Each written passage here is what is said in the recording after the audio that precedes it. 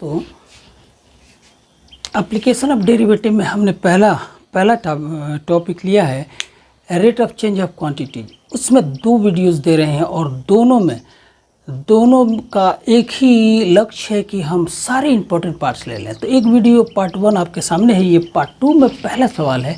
सवाल को पहले समझें।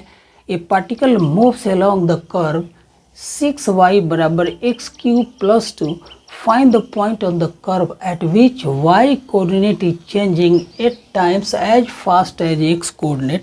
कह रहा है कि भाई एक पॉइंट है जो इस कर्व पर चल रहा है। कर्व का रिलेशन दिया हुआ है, इक्वेशन दिया है 6y बराबर x³ + 2 और इस तरह से चल रहा है कि dy/dx का वैल्यू दिया है 8 और तब पूछ रहा है बताइए कि उस कर्व पर वह पॉइंट कौन है जिसके लिए बात हो रही है। तो हम इसको x के रेस्पेक्ट में अगर डिफरेंशिएट करें तो 6dy/dx बराबर x³ का डिफरेंशियल वैल्यू 3x² हो जाएगा। तो ये 3 से कट गया।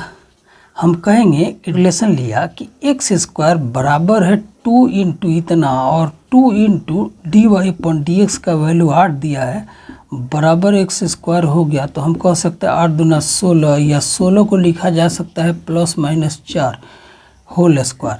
तो इस तरह से ऐसे रिलेशन आया कि x² बराबर है +-4 का मतलब कि x का मान एक +4 और दूसरा -4। तो अब हम लेते हैं कि when x is +4 तो 6y बराबर x³ + 1 में हम y का मान निकालते हैं, बराबर हो जाएगा x के लिए 4 रखेंगे, 4 चौका 16 चौका 64 + 2 बराबर 66। तो y बराबर हो जाएगा 66/6 का मतलब ये 11 हो गया। तो पॉइंट हो गया, पॉइंट को कहेंगे x का वैल्यू हो गया 4 और y का वैल्यू हो गया 11। लेकिन जब x का वैल्यू -4 लीजिए तो 6y बराबर हो जाएगा -64 एंड +2 बराबर -62। तो y का मान हो गया -62/6। तो ये कटेगा 2 तिया 6 और 2 तिया 6, 2 एकम 2। तो पॉइंट हो जाएगा, पॉइंट को हम डिस्कस करेंगे कि -4 एंड -31/3। तो कर्व पर 2 पॉइंट्स हमें मिले, एक हो गया 4, 11 और दूसरा हो गया -4 और -31/3। अगला क्वेश्चन देख लीजिए। अब rate of change of quantities पर लगभग सारे क्वेश्चंस हो जाएंगे।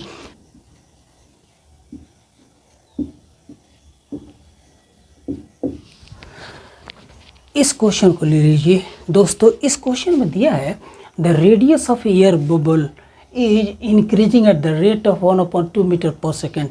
कोई एयर बबल है तो स्फेरिकल होगा और जब स्फेरिकल होगा इसका rate of change of radius दिया हुआ है, मतलब ये सेंटर है तो r ले लेते हैं। तो ये दिया हुआ है कि dr/dt rate of increase of radius का मान 1/2 मीटर पर सेकेंड दिया हुआ है। फिर पूछ रहा है at what rate is the volume of the bubble is increasing. जब रेडियस का मान 1 सेंटीमीटर है तो इसका वॉल्यूम किस रेट पर इंक्रीज कर रहा है। तो बबल के लिए जो स्फेरिकल है वॉल्यूम का फॉर्मूला v के लिए हम लिख सकते हैं।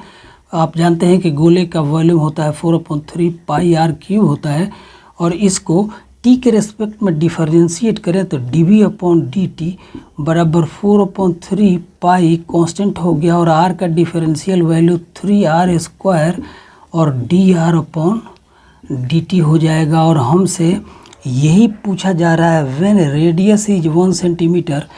तो हम 3 से 3 तो काट ही दें पहले और 4 पाई लिख करके और रेडियस का मान 1 रखते हैं तो 1 का स्क्वायर और dr/dt का मान 1/2 दिया है। इतना क्यूबिक सेंटीमीटर वॉल्यूम है इसलिए पर सेकेंड हो जाएगा।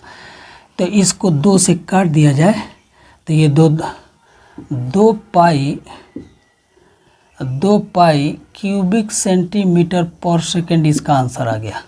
मतलब वॉल्यूम के इंक्रीज करने का रेट क्या होगा, 2 पाई क्यूबिक सेंटीमीटर पर सेकेंड। अगला क्वेश्चन लीजिए। आज भी हम कुछ क्वेश्चन लेंगे और ये फाइनल आज हो जाएगा। मतलब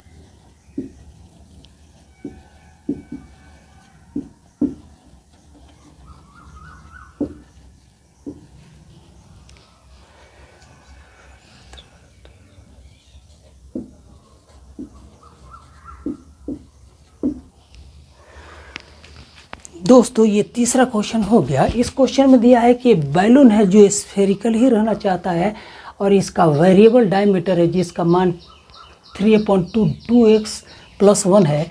तो पूछ रहा है कि find the rate of change of its volume with respect to x। मतलब वॉल्यूम v, ये बैलून है तो गोलाकार होगा, तो इसके लिए वॉल्यूम का सूत्र हो गया 4/3 पाई r³। लेकिन r को जानना होगा क्योंकि हमें dv/dt निकालना है। और ये है हमारा 2r, मतलब डायमीटर जो वेरिएबल है वो दिया हुआ है कि 3/2 × 2x + 1 दिया हुआ है। हमें रेडियस चाहिए तो r का मान हो जाएगा 3/2 एंड 2x + 1।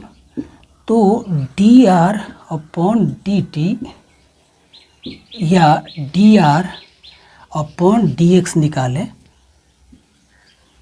तो इसका मान x के रेस्पेक्ट में, नो इसकी ज़रूरत ही नहीं है। अभी आइए अभी देखते हैं। ये हो जाएगा 4, तो हम यहाँ पर 4/3 पाई और r का मान रखते हैं। r का मान ये हो गया, मतलब 3/4 × 2x + 1 का पावर 3। ये वॉल्यूम हो गया v। और पूछा जा रहा है कि dv/dx का मान क्या होगा विथ रिस्पेक्ट टू x पूछा जा रहा है। मतलब दोनों तरफ x के रेस्पेक्ट में डिफरेंशिएट कर देना है। तो 4/3 पाई इंटू ये 3/4 का पावर 3, ये कांस्टेंट है और इसका डिफरेंशिएशन लेंगे तो ये हो जाएगा 3 × 2x + 1 का स्क्वायर।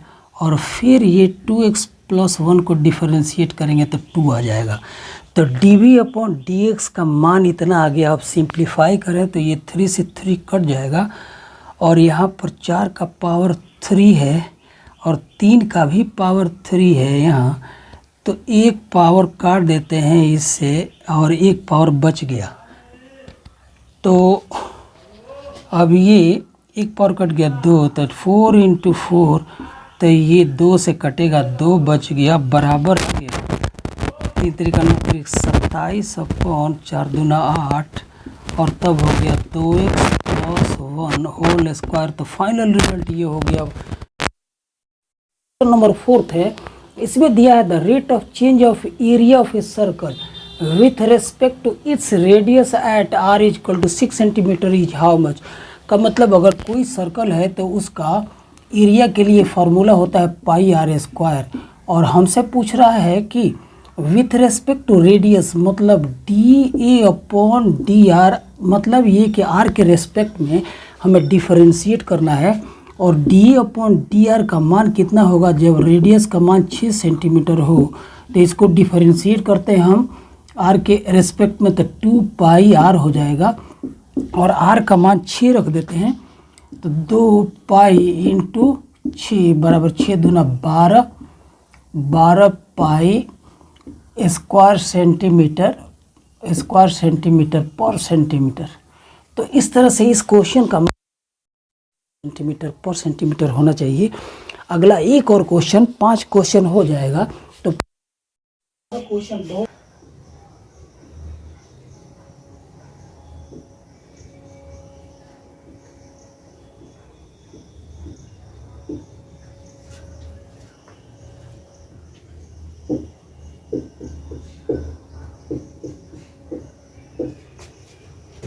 दोस्तों ये क्वेश्चन है, last question. The total revenue in rupees received from the sale of x unit of a product is given by rx = 3x² + 36x + 5। The marginal revenue at x equal to 15 पर कितना होगा। Question है कहीं किसी production में revenue जो receive होता है आर एक्स, वो इस इक्वेशन में दिया है। तो पूछ रहा है कि जब एक्स का मान 15 हो तो मार्जिनल रेवेन्यू कितना प्राप्त होगा। इस रिलेशन को हम डिफरेंशिएट करते हैं एक्स के रेस्पेक्ट में, तो आर डैश एक्स बराबर ये हो जाएगा 3 गुना 6x प्लस 36, और x के लिए मान रख देते हैं 15।